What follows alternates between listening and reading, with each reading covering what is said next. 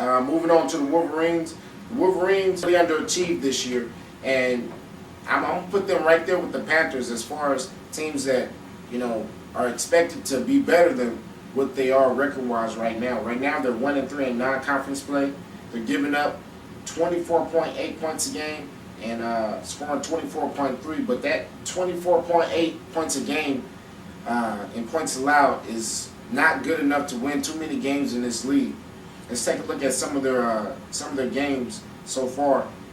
Week number 1, they faced the Outlaws, lost that game 33-26. Week number 2, they went ahead to face the Longhorns, won that game 20-6. But these past 2 weeks have been a doozy.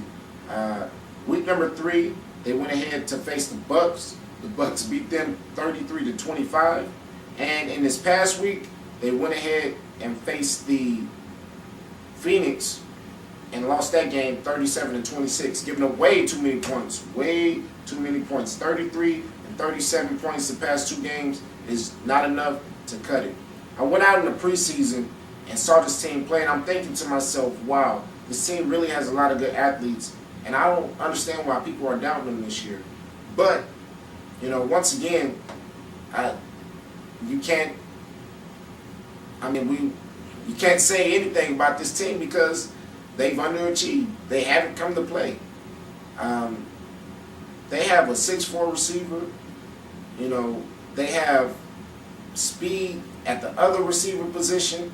That guy has speed out of this world and great athleticism. Quarterback is launching it down the field. They have the players that it takes to win, but they are not getting this job done. They are not playing with enough passion. And I'm not saying it's every player on the Wolverines, but there are some players who just aren't giving it their all. They're really going to have to step it up if they expect to make the playoffs, because there are 2 other teams that are good enough to beat them, but, we'll see how that goes. We'll see how they play in conference. The Cowboys. Lewis. I told this team that it's going to be tough. It's going to be very, very tough this first year. And so far, it has. They're giving up the most points, 41 points a game. They're 0-4, and they're only scoring 14.8 points a game. That's not good enough to win any game in this league.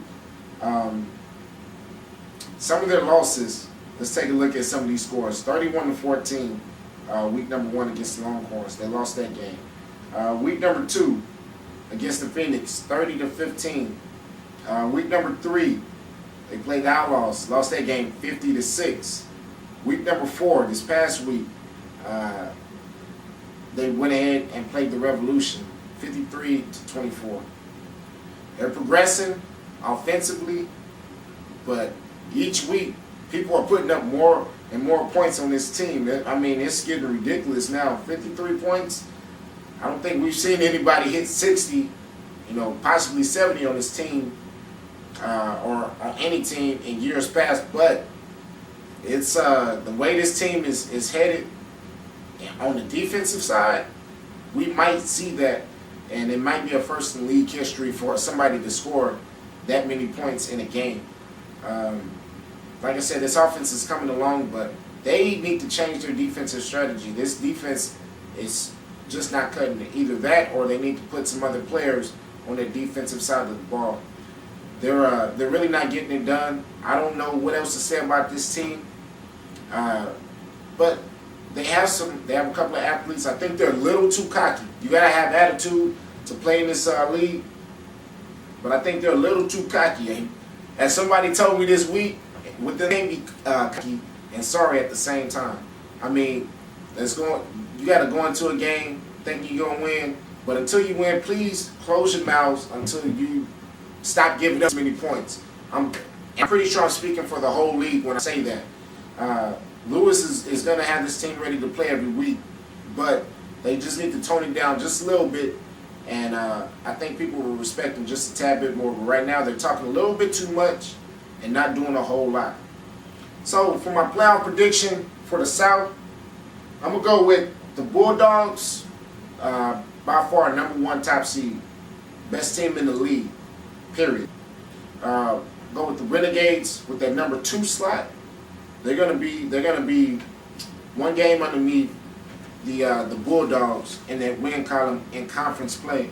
And let's take a look at when they play the Bulldogs. When those two teams play, it is going to be week number.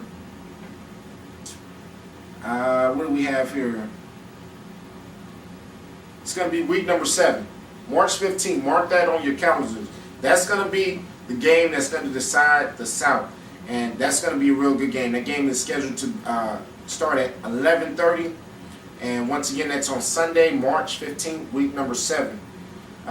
That's going to be a real good game there. Good one to watch. But Renegades number 2, Wrecking Crew, I'm going to go ahead and put them at that number 3 slot. Like I said, this is a team that has won the Epler Cup just a couple of years ago, and I think they still have what it takes and the players in place in order to make a run at the playoffs. And for my last spot, it's not hard, but you better get it together. I'm counting on you guys to get it together because you're a veteran team. Sheridan, Ephraim, I know you're going to get this team ready to play and get this team and this boat headed in the right direction. But I'm going to put the Rhinos at my number 14 in the South. Wolverines and Cowboys, change it up. Change it up. Play with some passion. Stop being cocky. That's my advice to those two teams right there.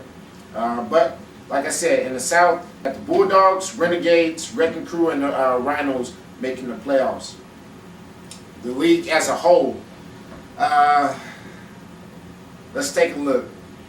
I said that the Outlaws would take that number 1 spot, Revolution number 2, Longhorns number 3, and the Bucks number 4. I expect the Outlaws to come on top against the Bucks. I expect the oh man, this is a toss-up. I'm gonna take the Longhorns over the Revolution.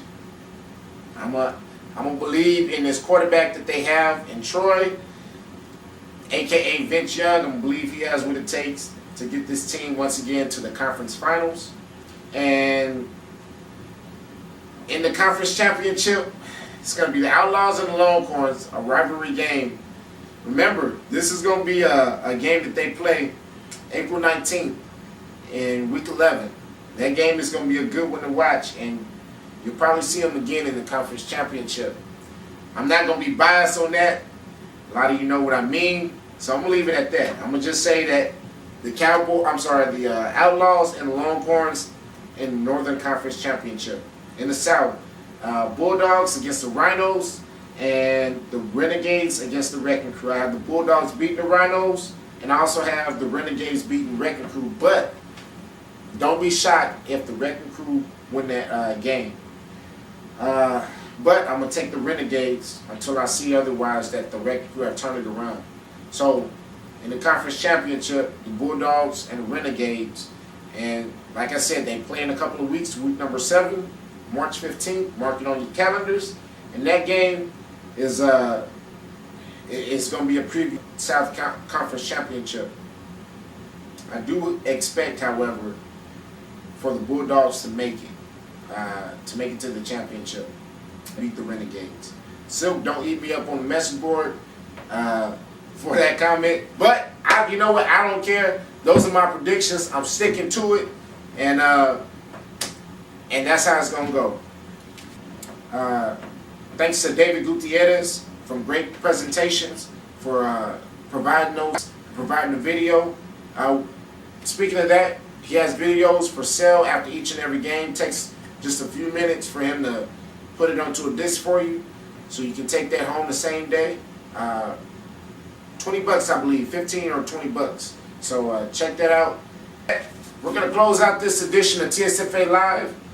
Good luck to everybody in conference play, and it's gonna be a good one. It's gonna be a good couple of weeks to watch. Remember those games that I've mentioned to you, which are gonna be deciding factors. And we'll see you out there next week. And some of you will see you on Friday. Good night, everybody.